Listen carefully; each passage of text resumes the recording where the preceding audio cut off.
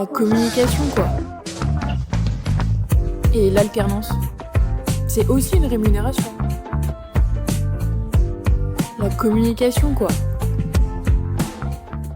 Et bonjour, bienvenue sur le podcast À vous la com, où comme tu l'auras compris, nous allons parler de communication. Moi c'est Justine, fraîchement diplômée d'un master en communication et stratégie digitale. J'ai créé ce podcast pour les étudiants en communication ou les étudiants qui souhaiteraient en connaître davantage avant de se lancer dans la com, en te donnant un retour 100% honnête et 100% réel de ce qu'il se passe durant le cursus et après le diplôme. Mais ce podcast est également destiné aux pros du secteur en quête de tips ou conseils pour faire grandir leur communication ou comprendre un peu plus les étudiants en alternance. Aujourd'hui, je reçois Martin Grenier pour un épisode en duo. Martin est le cofondateur de l'agence de communication Carte Mémoire, il est aussi speaker dans le secteur de l'automobile, mais pas que. À 25 ans, il a su se démarquer par sa passion pour la création et son aisance à l'oral, et il se livre aujourd'hui sur la chaîne. À noter que par moment, un petit bip fait irruption dans l'audio, Martin doit remplacer les piles d'un appareil électrique dans son agence, mais bon, rien de bien grave, on fait avec, et j'espère que cela ne va pas trop vous déranger. Allez, j'arrête de parler, je vous laisse découvrir l'histoire de Martin. Bonjour Martin. Bonjour Justine. Donc je te reçois sur ma chaîne de podcast. Je te laisse te présenter ton prénom, ton âge, ton métier, tes passions, voilà. Je suis Martin Grenier, fondateur de l'agence de communication Carte Mémoire. J'ai 25 ans. Je suis passionné par plein de choses, par le sport automobile en l'occurrence, par mon activité, parce qu'on en discutera tout à l'heure, mais je crois vraiment qu'on a des métiers passion. Donc je me lève le matin avec la passion de mon travail, l'animation événementielle en l'occurrence, la vidéo, la photographie.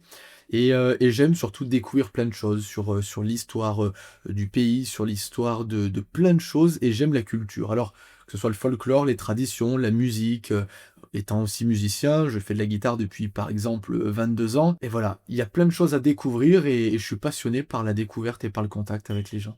Un grand passionné, quoi. Ouais, c'est ça, on a des métiers finalement et on a tellement de choses qui nous entourent qu'on ne connaît pas. Très souvent, juste on dit on va aller visiter à l'étranger, on va aller regarder ce qui se passe. Mais autour de chez nous, il y a tellement de choses à découvrir, à apprendre, des rencontres à faire, des lieux à visiter. Mais en fait, c'est juste génial de se dire ok, on a la capacité, autant l'utiliser, autant consolider avec les bases qu'on a. Donc oui, la passion de découvrir, la passion de la rencontre, la passion de l'échange. Et c'est ce qui fait qu'on devient nous-mêmes, qu'on grandit et qu'on évolue avec le temps, je pense. Et bah, c'est très bien que tu commences comme ça parce que justement, comment on s'est rencontrés? Eh bien, dans un centre de formation. C'est comme ça qu'on s'est rencontrés. Donc toi, t'étais encore en master, je crois. Ouais, C'était c'est ta ça, dernière ouais. année. C'était ma dernière année, ouais. Ouais, J'étais en bac c'est plus ce qu'il me 5 à semble. l'époque. Et moi, j'allais rentrer dans ma licence en com. Et on s'est rencontrés donc comme ça. Et je me souviens de toi, d'une personne justement qui était très ouverte à la discussion. Pour le coup, t'avais pas du tout cette posture de bah, vous êtes licence com, vous êtes bac plus 3, et moi je suis bac plus Non, 5. jamais. Et voilà. T'étais vraiment dans l'échange et l'accompagnement justement. Et on s'est rencontrés donc comme ça. Et est-ce que tu pourrais nous en dire un peu plus sur cette année de master? Ouais, cette année, pour moi, l'année du master, ça a été notamment du master 2, la toute dernière année, l'ultime ligne droite avant l'entrée dans le monde pro. Ça a été ma plus belle année scolaire de tous les temps. Évidemment, j'ai eu un parcours un petit peu compliqué sur le scolaire, sur la période collège-lycée, mais cette année de master 2, elle a été brillante parce qu'on a lié des amitiés, on a créé des affinités, on se connaissait beaucoup plus. Quand on arrive en BTS, il faut aussi le temps d'apprivoiser les confrères et les consoeurs présents dans la classe. Il y a vraiment des affinités qui se sont donc bien assumées, on va le dire comme ça. Des connaissances qui se sont formées, et puis cette envie de transmettre. J'ai toujours aimé le partage. Bon, on va dire, j'ai eu un petit avantage qui autrefois était un inconvénient, c'est que j'ai toujours eu 2 ans d'avance. J'ai toujours été le plus jeune. Je suis arrivé en BTS, j'avais 17 ans. Je suis rentré en 6e, j'avais 9 ans. Donc en fait, voilà, j'ai toujours eu ce décalage psychologique, émotionnel avec les gens, où je me suis jamais vraiment senti très à l'aise avec les jeunes de mon âge. Et c'est ce qui fait qu'avec le temps, en l'occurrence en Master 2, je me suis dit, ben ok, t'es dans un monde adulte, qui a mûri, qui sait ce qu'il a envie de faire, avec des gens passionnés aussi, évidemment, passionnés des métiers de la communication. Ben, je me suis dit, ok, ouvre-toi aux autres, et on apprend des gens qui sont plus jeunes, qui ont des parcours différents, on apprend des gens qui sont plus anciens, peut-être même plus expérimentés, c'est comme ça que j'aime le dire. Il n'y a pas d'âge, il n'y a que de l'expérience. Et en fait, c'est vrai, il faut apprendre de tout le monde et s'ouvrir aux autres. Et ben justement par rapport à ça, pourquoi tu as choisi la communication? Qu'est-ce qui a fait que tu t'es lancé dans ça? Est-ce que tu parlais justement du rallye, que c'était une de tes passions. Est-ce que c'est peut-être dû au rallye et que tu voulais transmettre aussi cette passion ou c'est carrément autre chose? Ouf, ça remonte en fait à assez longtemps et en même temps quand on y pense, c'est assez récent. À l'heure où on se parle, ça fait vraiment, on va dire 7, 8 ans que je suis intéressé par les métiers de la com. Rien n'était prédestiné à aller dans ce domaine. On est dans une famille, j'ai la chance d'avoir une famille qui est tout aussi ouverte et passionnée de tellement de sujets, mais qui était très active dans le monde de la santé et du social. Ma grand-mère par exemple, ma maman également, ma frangine, mon oncle, ma tante, enfin toutes ces personnes qui étaient dans le soutien et l'accompagnement à la personne. Donc on a toujours été proche des gens et des individus, d'où qu'ils viennent, qui ils soient. Et je voulais être quelque chose qui n'a rien à voir. Je voulais être la petite personne en bas des écrans à droite, au Sénat par exemple, sur les émissions télé. Et je voulais traduire pour les personnes sourdes et malentendantes. Et j'avais Oui. commencé à apprendre le langage des signes avec une personne justement qui était atteinte de surdité. Et je voulais être interprète en langage des signes. Et C'est aujourd'hui, atypique, hein? ouais, c'est atypique. C'est marrant parce qu'en même temps, c'est une forme de communication quand on y pense. Le langage des signes français, c'est vraiment une forme non verbale de communication par le biais de la gestuelle. Et je me suis dit, ok, fonce, va là-dedans. J'ai fait un cursus dans la santé sociale au lycée Mon Plaisir où j'étais en ST2S, signifiant donc sciences, technologies de la santé et du social. Et je voulais justement continuer mes études là-dedans. Il y a eu une phase dans ma vie qui a été compliquée avec des problèmes de santé, où il y a eu du harcèlement, où il y a eu beaucoup de moqueries, et je ne me suis pas retrouvé dans l'essence même de ce métier, dans ces filières. Et je me suis dit, mince, moi je veux bosser dans le social, et je suis avec des gens qui n'acceptent pas la différence, et qui ne veulent pas justement accepter l'ouverture et accepter les échanges. Donc j'ai rapidement été on peut pas parler de traumatisme, mais j'ai été atteint, ça a été compliqué, je me suis dit: «OK, renferme-toi pas et ouvre-toi justement à d'autres personnes». Et j'ai eu la chance, qui est une véritable chance, de tomber sur des gens, des adultes, en l'occurrence des surveillants, qui m'ont ouvert les portes, ce qu'on appelle la vie scolaire avant, où je me confiais beaucoup, où j'extériorisais toute ma peine parfois. Et je me suis dit: «OK, mais c'est avec ces gens-là qu'il faut avancer».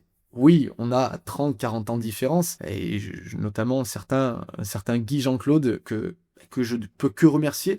Il a cru en cette volonté d'adaptation et en mes projets. Et un jour, j'ai dit: «Ce que je veux faire, c'est organiser seul les journées portes ouvertes de mon lycée». On parle de ça, on est en 2017, hein, j'ai 16 ans à l'époque et je l'ai fait. Oh, je vais passer un peu les détails parce que c'est très long, mais j'ai réussi seul avec le soutien de ce surveillant, à organiser un événement. On a fait venir 42 voitures de course en exposition dans le lycée. Il y avait des médias, il y avait des journalistes, on avait la radio, on a fait déplacer le conseil régional, le conseil départemental, des représentants de la mairie de Valence. On avait des assistances mécaniques qui montraient comment on travaillait sur les voitures. Il y avait des célébrités du sport automobile, pour certaines mondialement connues, et je l'ai fait tout seul. Seul quand on a 16 ans et arriver à recenser et rassembler 95 pilotes et copilotes, 42 voitures dans la cour d'un lycée, bah, je me suis dit, ok, C'est pas mal. c'est ouf. Il Ouais. y a un côté où c'est un petit peu fou. Je rentrais les soirs, mes parents me disaient, mais n'importe quoi. En l'occurrence, Brian Bouffier, jamais on arrivera à pouvoir l'avoir à nos côtés. Et moi, j'ai toujours cru en me disant, ok, qui ne tente rien n'a rien, et il faut avoir des remords et pas des regrets. Surtout pas regretter. Alors essaie. Jusqu'au jour où Brian Bouffier m'a dit, ben voilà, je suis devant les grilles de ton établissement, je suis là et je t'accompagne. Et ça a été grandiose. Et à ce moment-là, en créant des visuels, l'affiche, en communiquant sur les réseaux, je me suis dit, ok, en fait, communiquer c'est bien, je vais le faire avec du bruit. Avec du bruit, et je vais arrêter le langage des signes. Et je me suis dit, allez, fonce en BTS Com. Et je suis allé dans une école spécialisée justement sur Valence. Et c'est comme ça que l'histoire a vraiment commencé. OK, bah, génial que tu nous racontes ça parce que du coup, ça permet de voir un peu ton côté culotté, je trouve. Je sais pas si ça te définit bien, Ouais, ouais, mais il y a ce côté un peu culotté ou je pense qu'il faut oser, ouais. bah, opportuniste aussi un peu, dans le sens, pas négatif du truc et je sais pas si tu t'en souviens, par rapport au podcast que j'avais fait avec Quentin, mais il en parle très bien, Ouais. où il dit que, ben, il faut être opportuniste, mais opportuniste dans le sens où il faut être humble aussi. T'as les opportunistes qui sont un peu matus, on va dire, et t'as les opportunistes humbles. Et je pense que tu fais partie de cette catégorie parce que justement, t'as cette capacité à saisir les opportunités tout en disant, bah, en fait, je la prends, mais naturellement. Il n'y a pas cette arrière-pensée. Et c'est peut-être ça aussi qui a fait qu'aujourd'hui, t'en es là. Ouais, je pense que c'est, pour revenir là-dessus, c'est la réalité, les mots sont bons, il y a la pugnacité, le fait de jamais baisser les bras, continuer. Je me rappelle, enfin, toujours en parenthèse pour cet événement, je voulais une association, je les ai contactés une fois, on m'a presque raccroché au nez, et cette dame s'appelait Françoise, qui aujourd'hui est l'une des personnes les plus chères dans ma vie. Françoise et Daniel, ils se disaient, mais 16 ans, et le gamin, il vient nous parler, il veut faire quoi avec nous? Un événement.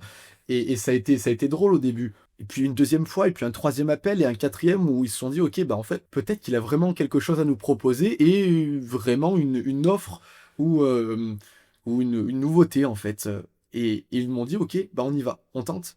Et des années après, bah aujourd'hui, on est inséparables. Comme quoi, la vie est faite de rencontres, et il faut pas baisser les bras. Oui, l'opportunité, il faut la créer, il faut la saisir, et il faut savoir rendre aussi l'appareil aux gens. C'est donnant-donnant. C'est ça. Et ben justement, la suite de ton parcours, je me suis rendue donc sur ton LinkedIn. T'as peut-être eu la notif, Justine a consulté votre profil.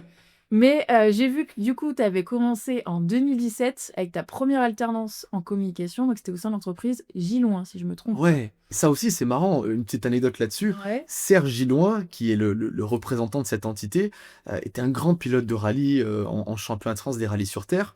Et je lui ai demandé de venir, j'étais fan de ce gars-là, moi. J'étais vraiment, j'avais des regards qui pétillaient, des cœurs dans les yeux lorsque j'évoquais Serge Gilloin. Et je l'avais contacté pour être le parrain de ce fameux événement dans la cour du lycée. Et en plaisanterie, je disais, voilà, bah, c'est notre parrain aujourd'hui, c'est notre parrain aux médias. Et en rigolant, à un moment donné, il m'a dit, bah, je vous présente mon filleul. Parce que parrain, filleul, ça va de soi, c'est le lien. Et depuis ce jour-là, bah, ça n'a pas changé. C'est devenu mon parrain dans la vie. Il m'appelle mon filleul, on fait des événements ensemble. Et quand je galérais pour trouver une alternance, parce que j'avais 16 ans, alors déjà que trouver une alternance, c'est compliqué. Arriver en BTS en étant mineur ça n'a pas été facile. Les gens voulaient pas apprendre d'un mineur et qui plus est de quelqu'un qui n'avait jamais été dans ce domaine. Et Serge m'a dit, bah écoute, moi je suis ok, viens mon filleul, il m'a dit comme ça, tu viens dans ma société, et comme ça au moins tu peux faire les études que tu as envie. C'est marrant comme quoi les histoires s'enchaînent en C'est fait. une belle histoire. Ben justement, les histoires s'enchaînent et moi j'ai remarqué que tu avais quand même changé 3 fois d'alternance en 3 ans. Est-ce que tu peux nous expliquer? Ouais, et même pour aller plus loin, j'ai même changé 5 fois en 5 ans, parce que 5 fois en 5 ans, il y avait le ME et le M2. Il y a eu des aventures qui n'ont pas été, qui ont pas été réussies, parce qu'on partageait pas les mêmes valeurs, on partageait pas les mêmes visions. Et je pars du principe qu'un alternant, c'est quand même et avant tout un être humain. Donc c'est pas parce qu'on est moins payé, parce qu'on a moins de compétences, qu'on doit être moins respecté. Et ça, aujourd'hui, je pense qu'il y a beaucoup de chefs d'entreprise, à l'époque. Il y en avait beaucoup qui se disaient, ok, on a de la main-d'œuvre pour certains, c'est pas une généralité et heureusement c'est une minorité, mais on a de la main-d'œuvre pas chère, donc on va pouvoir se permettre des choses. Et moi j'ai été confronté à ces choix-là en me disant, waouh, c'est dur en fait, je suis vraiment le manard du truc, je suis censé apporter une valeur ajoutée et finalement je fais le sale travail et le vieux boulot que les gens ne veulent pas faire. Je dis pas qu'il y a des sauts métiers, au contraire. Mais c'était pas pour ça que je faisais cette formation. C'était pas pour en souffrir. Et je voulais apprendre et je ne voulais pas régresser. Donc, il y a eu des contrats auxquels j'ai demandé d'arrêter, un petit peu prématurément, on va se le dire comme ça. Et puis, il y en a où on a dit au bout d'un an, ben voilà, la mission a été réussie, mais j'ai envie de voir d'autres univers, découvrir d'autres secteurs. Et en plus, période Covid, qui n'a pas facilité les échanges, qui n'a pas facilité évidemment les relations parce que confinement, parce que ben voilà, du distanciel. Et ça, je pense que ça joue aussi un jeu dans les relations et ça a vraiment ouais, cassé quelque chose à des moments. Je suis allé ensuite dans une entreprise qui faisait du textile pour des sports extrêmes, type BMX, type motocross. Donc c'était vraiment faire de la communication pour développer l'entité de cette marque-là. Et ensuite une entreprise où on louait des voitures de rallye. J'ai fini comme ça, cette entreprise s'appelait BBS Location, s'appelle toujours d'ailleurs, et j'ai pu faire un an où on a développé les réseaux, le site internet, être présent sur des événements pour faire du contenu audiovisuel. Et l'histoire s'est terminée dans cette passion qui était le sport auto. Donc voilà, 5 ans, 5 alternances pour pallier justement à des moments pas très très joyeux Mm. et à un moment donné aussi pour aller visiter d'autres structures et aller prendre de l'expérience. C'est ce qui fait qu'aujourd'hui, ben, j'aime découvrir en fait. Bah, justement, cette découverte, moi, je l'ai bien ressentie aussi sur ton LinkedIn, où on voit qu'il y a une partie un peu freelance. Si je dis pas de bêtises, hein, tu me dis si je me trompe, mais lors de ta dernière année d'alternance, donc en 2022, c'est ça? Ouais. Ouais. Tu as fait donc uniquement 6 mois donc dans une entreprise en alternance. Est-ce que justement c'est en lien avec ton activité secondaire qui était donc freelance en tant que reporter, journaliste et photographe? Pas forcément, cette vie de journaliste, qui a duré quand même 4 ans, Mm. elle m'a permis de grandir. Je me suis construit grâce à ça. Toujours avec un lien avec le sport automobile et pas que d'ailleurs. J'ai eu la chance de bosser avec 12 magazines au niveau national, français et pays limitrophes. J'ai eu la chance d'écrire des articles, d'être photographe, de signer des partenariats avec des grandes entités internationales en sport automobile, dans le monde de la pneumatique, dans le consommable également et les huiles par exemple. J'ai eu la chance co-animer et d'animer des temps forts en radio, vraiment sur une vraie onde avec de l'écoute parce que j'avais envie de partager. Donc, ce côté animation aussi m'a pris du temps. Et c'était plutôt au début un complément. Un complément en plus de mon travail. C'est-à-dire que je rentrais de mon alternance ou de l'école, j'avais une envie, c'était de me mettre devant mon PC et d'écrire. Alors j'appelais des gens, je faisais des interviews, je posais des questions et je rédigeais mes articles. Ce qui fait que j'ai monté mon entité médiatique, qui était ni plus ni moins semblable à une association, mais je crée du contenu et j'allais faire des interviews, des émissions, écrire des articles, j'allais animer justement des temps forts de rencontres avec des invités, jusqu'en période Covid, où je me suis dit, ok, on peut pas s'arrêter. Ce que tu aimes, Martin, c'est de créer du lien, c'est de rapprocher, de rassembler les gens, et on va pas se le cacher, on s'est ennuyé en période Covid. Il y a eu le confinement, il y a eu pas mal de choses. Et je sais que pour beaucoup, ça a été dur. Alors, j'ai créé ce concept, pour moi, d'émission à distance. On se connectait en visio, j'avais fait un petit habillage sur les écrans, et je faisais des interviews de 1h30, 2 heures, parfois 2h30, des émissions qui étaient vues par des centaines de personnes avec des invités différents, et on échangeait un peu comme on fait là sur, pas la communication, mais l'automobile par exemple, sur l'entrepreneuriat, sur la vision du futur, et tout simplement ça m'a animé. Donc oui, on peut dire que cette volonté de communiquer, elle s'est accentuée et elle s'est professionnalisée. Mais de base, c'était pas vraiment l'idée, je voulais simplement faire un complément. Et bah, justement, avec cette courte alternance, ça m'a permis de me concentrer sur ce qui me faisait avant tout rêver. Et aujourd'hui, ben, je peux dire que merci parce que ça m'a beaucoup servi, ouais. Ouais, donc ça c'était bien en parallèle de tes Ah, alternances. c'était en plus. J'avais pas tant de repos. À l'époque, en 2021-2022, en sport automobile, je tournais à l'année entre 44 et 46 événements. Donc, en tant que photographe, en tant que journaliste, donc quand on sait le nombre de semaines dans l'année et le nombre d'événements couverts, le sport auto, on va dire que de novembre à mois de février-mars, il n'y a plus grand-chose.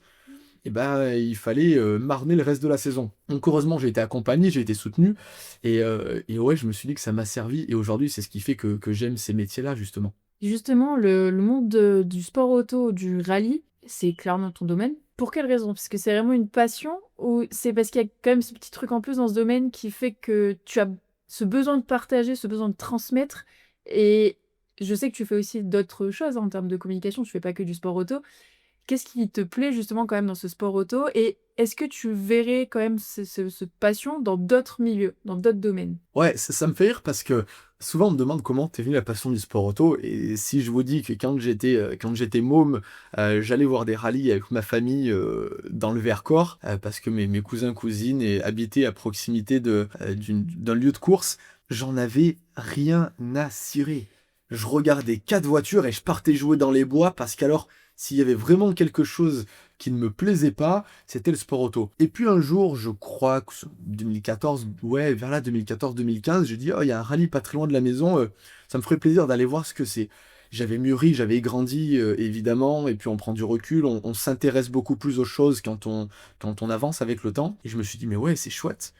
Et je me suis dit en parallèle, j'aimerais faire de la photo. Et mes parents avaient un hybride, un compact pour faire de la photo. Et je leur avais dit, ah, je peux vous prendre votre Nikon, j'aimerais faire de la photo. Et rapidement, je me suis dit, ok, je me suis vraiment trouvé deux passions. D'un côté, l'automobile et de l'autre côté, la photographie. Et j'ai joint les deux. Et c'est comme ça que ça a commencé. Donc cette passion, en fait, elle est venue presque par hasard. Personne de ma famille était dans le sport automobile, personne ne roulait, personne n'a vraiment fréquenté le monde de la voiture au sens global. Donc je me suis créé cette passion. Et puis, Dieu merci, avec le temps, on fait des rencontres, on avance, on s'inscrit dans un domaine un peu fou, jusqu'au jour où j'ai été accompagné par ma frangine, ma sœur, sur un événement, et elle a rencontré un pilote de rallye.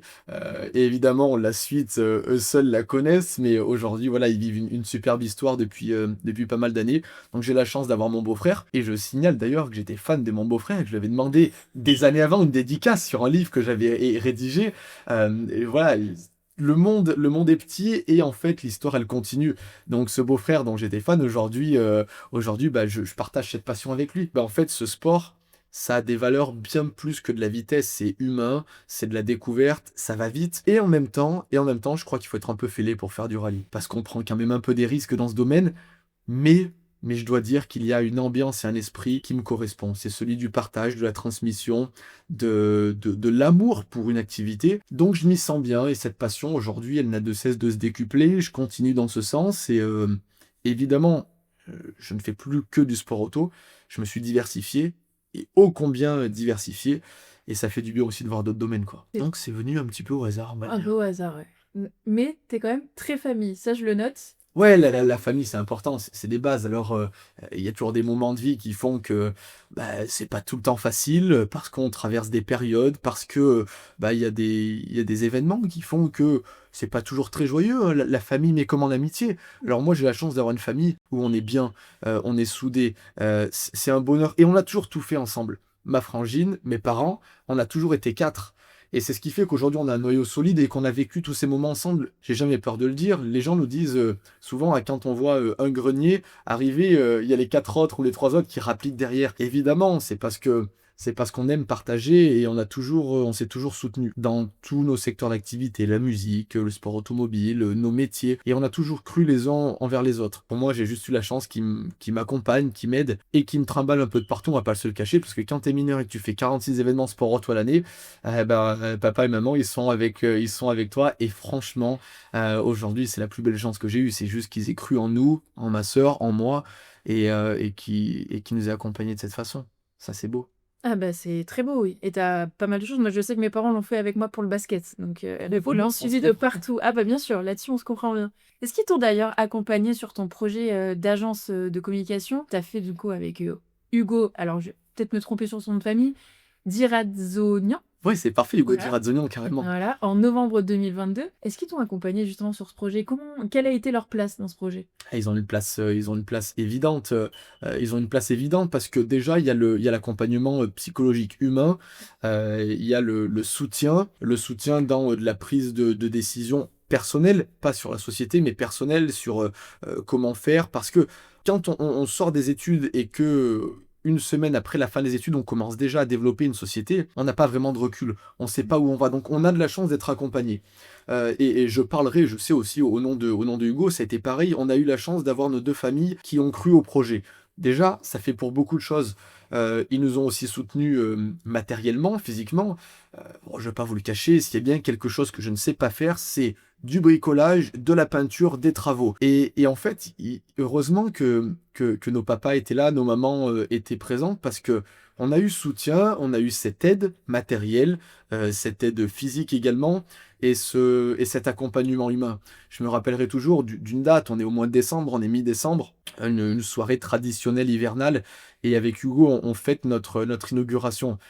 Évidemment, c'était pas encore tout fini meublé, tous les travaux étaient faits, on avait rassemblé nos amis, nos familles, nos proches, ceux qui nous ont vraiment aidés dans ce développement de projet, et on s'est dit, waouh, en fait, on a une chance, c'est qu'on est vraiment aidés et soutenus. Bah, toutes ces choses, en fait, c'est des souvenirs à jamais gravés, on l'a fondé ensemble avec Hugo. cette société, mais heureusement qu'on avait nos familles et on leur doit tout aujourd'hui. Et moi, je dis aussi à la mienne, en l'occurrence, merci, parce qu'il y a eu cette étape de création, et puis des années après, le développement de la structure, le déménagement, et là, on a remis ça. On en parlera peut-être un peu tout à l'heure, mais on a remis ça, et aujourd'hui, c'est des piliers, ils sont essentiels dans mon quotidien, évidemment. De se dire, on a des gens autour de nous, je crois que ça fait toute la différence. Je pense aussi là-dessus, c'est hyper important d'être bien entouré. D'être entouré déjà, mais d'être Oui. bien entouré en plus, Oh. c'est un sacré C'est bonus. génial. Ouais, carrément. Mais d'ailleurs, par rapport à ça, qu'est-ce qui s'est passé dans vos têtes avec Hugo pour se dire, viens, on monte notre agence de communication et let's go, quoi. C'est fou à l'époque, moi je suis un gamin, j'ai un gamin de 22 balais, Hugo on a guère plus, on 24, et on se dit en fait en plaisantant, tout est parti d'une blague au début. On plaisante et on se dit et pourquoi pas monter notre société? Et cette question, il y en a plein qui se l'ont posée, et on s'est dit pourquoi pas nous? Et ça a continué à mûrir, et en fait, tout partait d'une plaisanterie pour arriver aux finalités de la consécration. Ah oui, en fait, on va monter notre boîte. Alors, au début, on a rigolé, on se disait qu'est-ce qu'on va faire? Le plus dur, c'est de savoir vraiment ce qu'on va proposer. Quelle est notre plus-value? Quelle est notre valeur ajoutée? Il y a du monde, c'est un marché concurrentiel, on le connaît. C'est un univers qui est assez éclectique dans les métiers de la com. Il y a beaucoup, beaucoup de milieux et on peut pas tout faire. Et ce que l'on aimait, c'était la photographie, la vidéo. Donc on a dit, allez, on fonce. Et puis je me rappellerai toujours, un jour, on va au Grand Café, un établissement restaurant à Valence, et on fait moi je l'ai toujours appelé comme ça, notre premier repas d'affaires. Et en fait, tout a continué à grandir. Et à ce moment-là, on se dit, écoute, ben pourquoi pas nous? Et cette question, en fait, elle est lourde de sens. Elle est lourde de sens parce que ça met vraiment des mots sur ce qu'on pense et ça acte quelque chose. Et on a arrêté les cours au mois de juillet, première semaine du mois de juillet.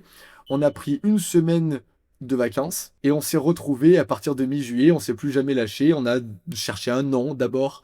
On a cherché aussi nos prestations et on s'est construit comme ça. Donc au début, c'est vraiment une plaisanterie, mais une plaisanterie finalement qui a bien tourné parce qu'on a grandi, on a beaucoup appris de cette aventure et je crois que l'entrepreneuriat, c'est vraiment, vraiment quelque chose qu'il faut vivre à un moment donné dans sa vie. Aujourd'hui, donc, tu es seul dans l'agence. Bon, il y a une autre personne, mais on en parlera peut-être un peu plus tard.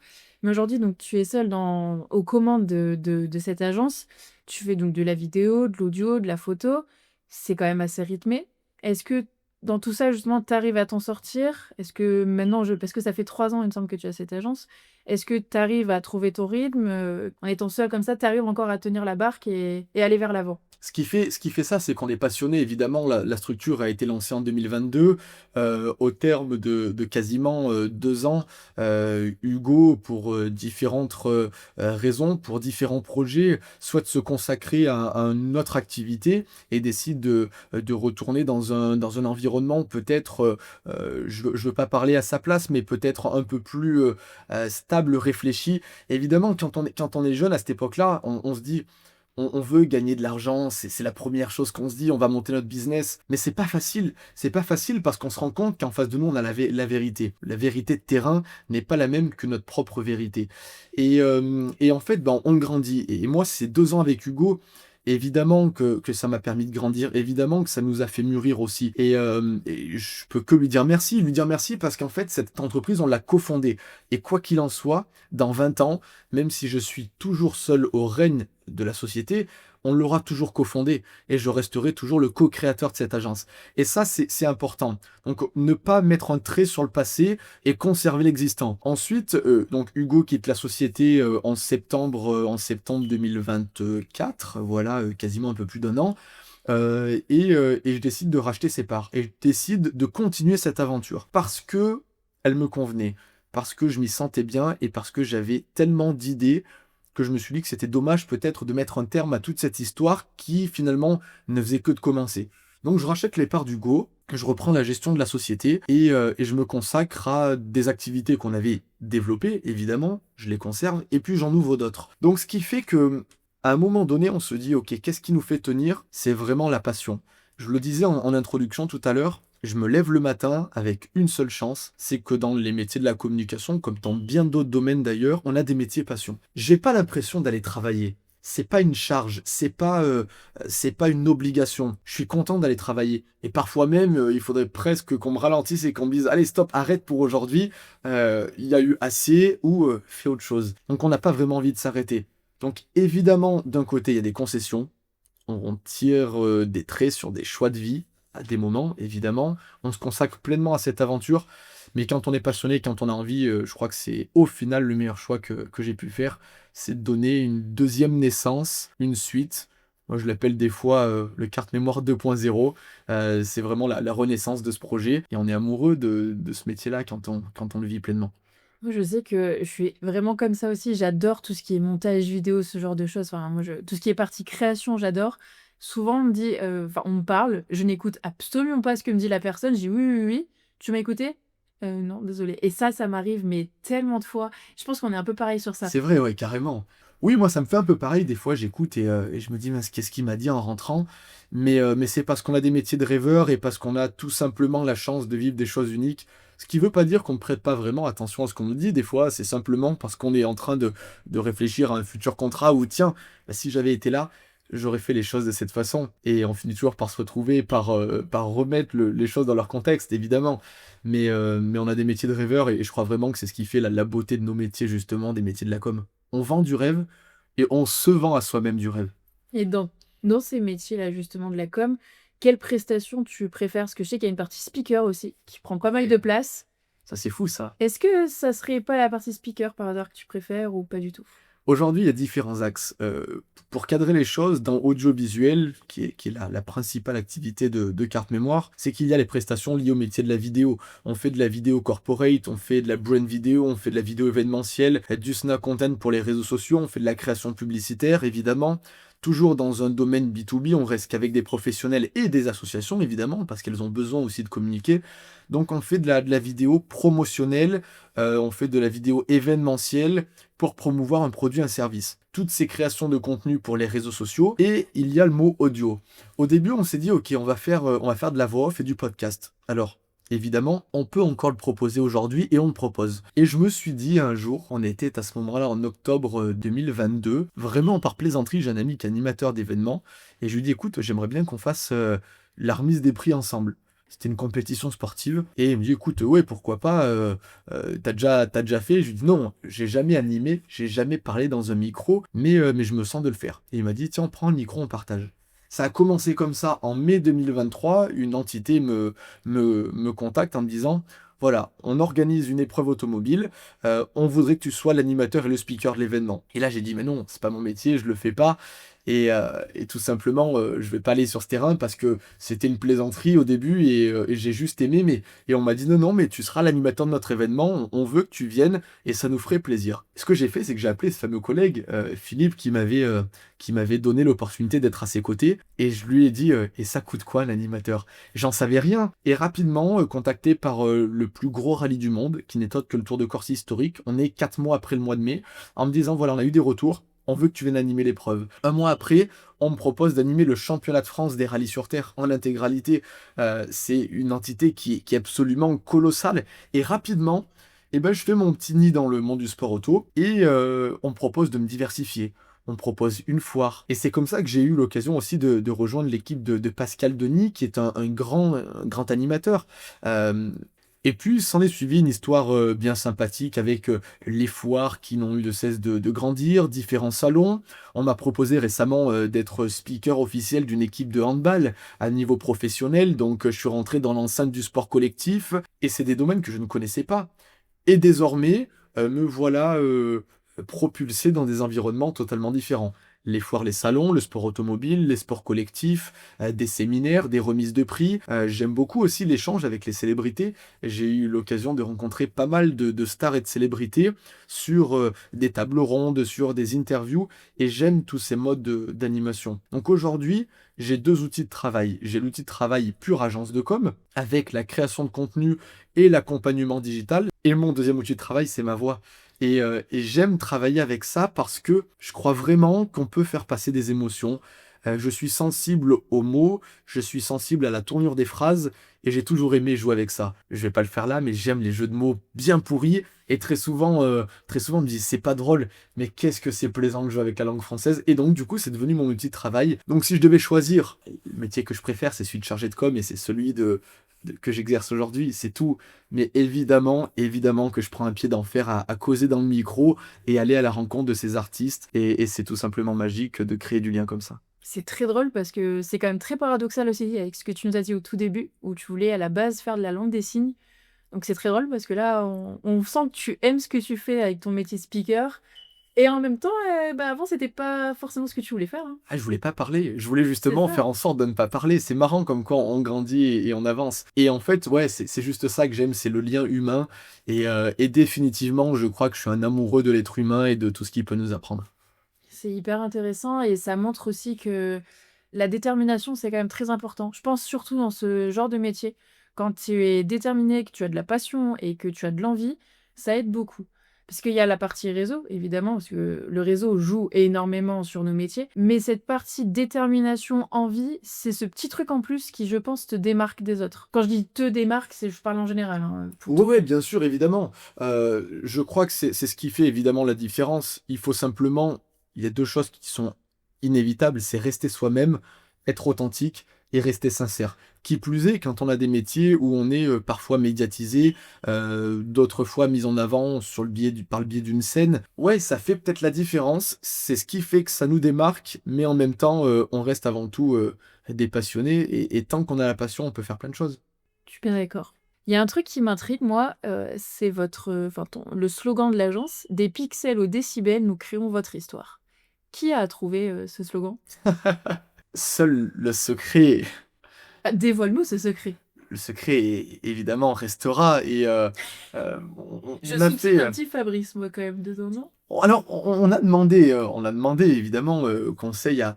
Parce que, évidemment, on le parle et tu l'évoques, Fabrice Garcia, qui a été notre formateur et qui l'a été aussi pour moi, est quelqu'un aujourd'hui qui a des partis pris et qui a surtout une place importante, et il le sait d'ailleurs, ô combien présent dans mon quotidien professionnel et personnel. C'est inévitable. On a tissé une histoire pro-perso en tant que formateur étudiant à l'époque, collaborateur aujourd'hui, ami aussi, où en fait, eh bien, on se réfère à des gens qui ont des compétences, qui savent de quoi ils parlent et qui en plus aiment transmettre. Finalement, je crois que c'est ce qui m'a boosté, c'est d'avoir été accompagné par des formateurs comme lui et qui nous ont transmis leur amour d'ailleurs du métier. Et tu le sais ô combien parce que nous avons eu la chance d'avoir été accompagnés par Fabrice Garcia. Donc, on lui a demandé un avis, et je crois que ce slogan, cette baseline, elle fait référence à un tas de choses. Les pixels pour l'image, on le sait, les décibels pour le son, il y a le côté de la rime, on aime jouer avec ces rimes-là, et puis créer une histoire, c'est pas simplement partir d'une feuille blanche, c'est vraiment créer l'univers, c'est raconter quelque chose. Et nous, quand on a choisi ce slogan pour notre agence, en l'occurrence, ça faisait référence à plein de choses. Déjà, à notre secteur d'activité, et à notre promesse. Savoir qui a trouvé cette baseline, on a eu un accompagnement de nouvelles technologies, mais on a travaillé aussi pour arriver à quelque chose qui nous corresponde. Donc, et je crois qu'aujourd'hui, ça n'a pas changé. Et dans 10 ans, on aura toujours envie de raconter des histoires. Que ce soit par le biais de la vidéo ou au micro d'ailleurs, on peut faire des histoires avec tout. C'est pas faux. En parlant d'histoire, l'histoire de Carte Mémoire, là, elle est en train de prendre une nouvelle tournure. T'as Ouais. ouvert, ouais, bah oui, t'as ouvert une agence physique à Guire-en-Grange. Est-ce que c'est un vrai cap pour toi? Ouais, c'est le cap, c'est le rêve. On travaille pour ça.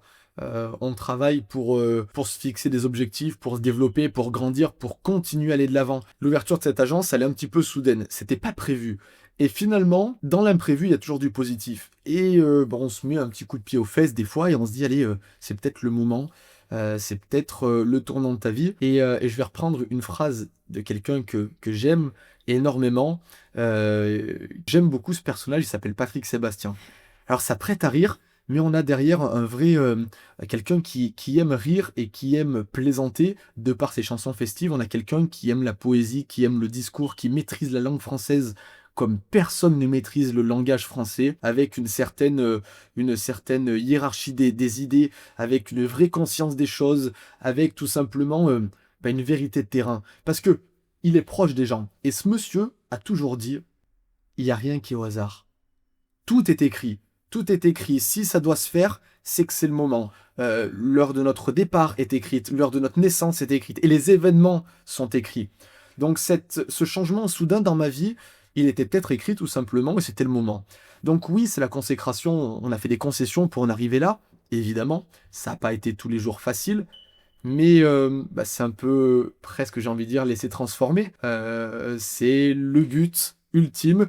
Donc à l'ouverture de cette agence, à Guiran-Grange évidemment, où on a développé notre pôle communication encore plus grand, parce qu'on a des locaux beaucoup plus grands, on peut accueillir des gens, on a un espace de réunion, on a de quoi recevoir les gens dans des conditions optimales. En fait, tout simplement, c'est juste une véritable chance qui nous a été présentée. Et quand tu dis on, tu parles de toi et d'une autre personne? Ouais, je parle de moi et d'une autre personne, et même d'autres personnes. Je veux que cet endroit y vive. Et la communication, ce sont des métiers de vie d'abord. Communiquer, ça vient de parler, ça vient du vécu, ça vient de plein de choses. Et il faut que ça vive. J'ai des amis, j'ai des confrères dans ce domaine sur lesquels j'ai pris beaucoup d'inspiration. Et tout simplement partager des points de vue. Donc aujourd'hui, carte mémoire, évidemment, on est un et un à la gestion. Ce qui ne veut pas dire qu'on n'est pas nombreux, on est 6 aujourd'hui. Alors, le contexte fait que salarié aujourd'hui n'est pas évident, n'est presque même pas facile du tout, pour être complètement franc. Mais on a des métiers où on peut facilement bosser en prestation de service, en collaboration et faire de la sous-traitance. J'aime pas cette sous-traitance, ce mot. Je préfère collaboration parce qu'en fait, on apporte des atomes chez l'un, des atomes chez l'autre pour faire quelque chose de plus gros. Donc c'est vraiment un petit peu mélanger nos personnalités pour arriver à une recette qui fonctionne. Donc aujourd'hui, j'ai accueilli un jeune qui est brillant. Je dis un jeune, mais en soi, tu sais, il est pas bien plus jeune que moi, il a 23 ans. Il s'appelle Robin Faure. Et Robin Faure, eh ben, tout simplement, il est dans l'audiovisuel. Il n'a pas fait vraiment d'études là-dedans, mais il est bourré de talent. C'est un génie, pour moi, à mon niveau, de l'image. Parce qu'il est réactif, parce qu'il a un contact avec le client, avec les personnes qui nous accompagnent absolument fantastique. Il a de l'humour, il a toutes les qualités que je recherchais pour continuer cette histoire. Donc Robin, il a sa société. Robin, il a développé son concept aussi. Mais ce que je lui ai proposé, c'est de venir s'installer avec moi à Guiran-Grange et qu'en fait, on forme plus qu'un. Donc on a un peu associé nos entités. Il bosse régulièrement pour Carte Mémoire parce que on a créé des offres globales avec de l'animation, avec de la vidéo, de la photographie. Il y a Nathan également. Il y a Yannick qui est photographe professionnel, qui est plein de talent. Et avec toutes ces personnes, eh bien, on partage plein d'instants de vie, des instants humains, des instants tout simplement mémorables. Parce qu'avant tout, c'est prendre du plaisir et rigoler. Alors, je dis on parce qu'on est une équipe. Et quand on intervient sur les événements, quand on intervient sur les prestations, on est tous ensemble. C'est pas des sociétés. Oui, c'est carte mémoire, évidemment. Mais derrière, il y a des personnes et des êtres humains. Et je crois que c'est ce qui fait la beauté de nos métiers, c'est qu'on est nous-mêmes. Et comment tu vois l'avenir justement de carte mémoire? Ouais, je le vois forcément avec plein d'ambition. J'ai envie de développer plein de concepts. J'ai envie de grandir. Évidemment, d'aller à la rencontre de nouveaux clients. Sur le côté animation, j'ai plein d'idées. J'ai plein d'idées, faut-il encore les atteindre? J'ai un rêve avant tout, et c'est la première fois que je l'évoque officiellement, c'est de faire de la télé. Je fais tout pour travailler en télé et j'aimerais finalement apporter des solutions à de la chronique, apporter des réponses à des gens, partager peut-être un petit peu de ce que j'aime et de mon vécu, aussi humble et petit soit-il du haut de mes 25 ans, mais tout simplement partager plein de choses. C'est un peu ça qui m'anime, c'est le partage. Donc, comment je vois cette société? Je la vois grandir. Pourquoi pas recruter? Moi, ce que je veux avant tout, c'est d'abord avoir des alternants. Évidemment, dans un futur plus ou moins proche, selon la conjoncture, selon l'aspect économique, selon plein de choses, mais pouvoir transmettre et former, c'est évident. Donc, je la vois grandir, je la vois jolie, je la vois continuer à pousser les murs sur Guiran-Grange, sur Valence, sur Romans, peu importe où qu'elle soit. Mais je la vois tout simplement être pérenne et on fera tout pour. Parce qu'aujourd'hui, on a du travail, on a des relations, on a un réseau, on a un entourage qui croit en cette société et on le fait pour nous, mais on le fait aussi pour eux. C'est tout simplement une histoire qu'on partage. Donc beaucoup de partage, beaucoup de... Ouais, évidemment, c'est on se fait pas tout seul, on se façonne pas nous-mêmes. Et puis on grandit avec le monde économique, géographique, politique qui nous entoure. Donc tout nous permet de grandir. Donc il faut partager ça. De toute façon, on n'est que de passage sur Terre. Donc je pense que si on peut arriver à se transmettre des choses, c'est évident, ça ne fera que progresser. Plutôt que d'aller à l'affront les uns avec les autres, autant se réunir. Et évidemment, hein, c'est un peu idyllique, hein. J'ai des propos un peu dans le monde des bisounours, mais c'est ce que j'aimerais, c'est que tout s'apaise et qu'on partage seulement. Est-ce que justement tu peux nous partager ton conseil pour les étudiants qui souhaiteraient aller dans la com ou qui sont déjà dans la communication pour justement un peu les aiguiller, les remotiver ou les motiver? Quel est ton conseil? Pour moi, il y a 3 qualités qui sont nécessaires. C'est l'ambition, c'est la curiosité et c'est la volonté. Évidemment, les uns ne vont pas sans les autres. Il faut être volontaire parce que, évidemment, sinon on s'installe dans une routine et puis on n'a pas forcément soif d'apprendre. Il faut être curieux. Pour moi, c'est pas un défaut. Très souvent, on se dit: «Oh, quelqu'un est trop curieux». Mais évidemment, c'est comme ça qu'on s'enrichit. C'est comme ça que ça ouvre notre spectre d'idées et que ça nous donne, de quoi nous nourrir des autres, de ce qui se fait. Donc soyez curieux et tout simplement soyez vous-même aussi. Il faut être authentique. Comme disait encore une fois Patrick Sébastien, et j'aime tellement cette philosophie, c'est soyez vous-même, les autres sont déjà pris. Bah, évidemment, pourquoi aller se créer un idéal qui en fait ne nous correspond pas? C'est très bien en public, hein, de montrer une personnalité, mais évidemment, on ne l'emportera pas avec nous. Donc restez vous-même. Si vous avez des choses à dire, dites-le. Je suis plutôt sans filtre dans la vie. Je vais presque le dire d'ailleurs. Désolé pour le gros mot, mais je suis presque un peu grande gueule parfois. Ça a pu jouer des tours, ça m'a joué des tours, mais en même temps, j'ai été moi-même. Donc, on vous prend comme vous êtes, sinon c'est que vous ne le méritez pas. Donc, soyez vous-même et vous avez plein de qualités, plein de choses à nous montrer, plein de choses à nous apprendre. Foncez en fait, tout simplement. La vie est courte, alors pourquoi, Profitons. ouais, profitons. Pourquoi se mettre des barrières? Pourquoi s'enfermer dans un quotidien, dans une routine qui vous correspond pas? Et vous avez le droit de changer à tout moment. Vous avez le droit de changer de parcours de vie. Vous avez le droit de vouloir changer d'ambition, changer de projet. Et le changement, ça fait du bien. En même temps, c'est un peu ça la com, hein, ça change tous les jours. Ça va vite. Tout le temps. Oh oui. Eh bien, merci beaucoup. C'était très inspirant. Je ne sais pas si tu as d'autres choses à nous raconter? Il y a plein Je de pense choses qu'on qu'on pourrait raconter, Ouais, évidemment. évidemment, mais simplement que merci d'abord à toi. Évidemment, c'était tellement chouette et délicieux comme moment parce que ça permet déjà de nous retrouver, évidemment, de partager des visions et je crois vraiment qu'on a quelque chose qui nous est promis, c'est l'avenir et l'avenir, il faut le travailler. Il faut le travailler parce que, parce qu'en fait, si nous on le fait pas, qui le fera? Alors oui, on va nous dire, la vie elle est compliquée parce que politiquement, parce que économiquement c'est dur. Oui, on en est les premiers concernés quand on est à la tête d'une société, quand on veut développer des projets. Mais en même temps, c'est pas une finalité. Oui, c'est compliqué. Hélas, on doit changer notre fusil d'épaule régulièrement. Mais je crois que ça fait aussi partie de la vie. Donc, apprenez, aimez et, et à vous la com, parce que je crois que c'est vous qui allez façonner la com de demain. On est bien d'accord. Ouais, carrément, il y a plein de choses à faire. Ouais, merci pour tous tes conseils. Je pense que ça va aider pas mal de jeunes, moi aussi d'ailleurs, notamment. Et c'est très important ce moment d'échange parce que je pense que c'est ce qui permet aussi de, comme tu disais, se retrouver avec soi-même, de comprendre un petit peu ce qui nous entoure, ce qui nous façonne. Et ce podcast, je le trouve très intéressant. Il va, je pense, plaire à pas mal de monde, tu vois. Bah, c'est un plaisir et merci à toi de ce moment d'échange. Et je souhaite plus que tout que ce podcast et que cette émission et que ces temps d'échange continuent comme ça parce que tu nous amènes de quoi nous nourrir aussi, à apprendre et tu nous permets à ceux qui sont présents à tes côtés de nous ouvrir sur autre chose, de nous poser à nous-mêmes les bonnes questions et de nous recentrer sur qui on est vraiment. Et il faut pas oublier qui on est nous-mêmes, prenez pas les autres, comme je l'ai dit, ils existent déjà. Et merci à toi pour ce moment. Et évidemment, on souhaite une grande réussite à ce podcast parce qu'il y a plein d'ouvertures qui sont possibles. Donc je souhaite aussi bon courage aux futurs interviewés. Ils ont un sacré taf là, du coup.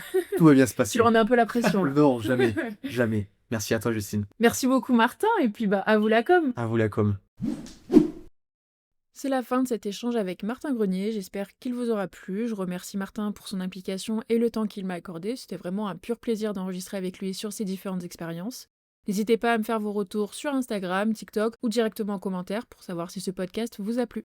Je vous dis à la semaine prochaine pour un podcast en solo. Le sujet a été demandé sur Instagram via une story et il portera sur les différents métiers de la communication et les salaires. Je vous en dis pas plus, à très vite et maintenant, à vous la com! Ah oui, et avant que j'oublie, je sors un podcast par semaine. Alors, n'hésite pas à me suivre. Et puis, va sur les réseaux aussi, il y a TikTok, Instagram, enfin bref, t'as compris quoi. Allez, à vous la com. Ciao!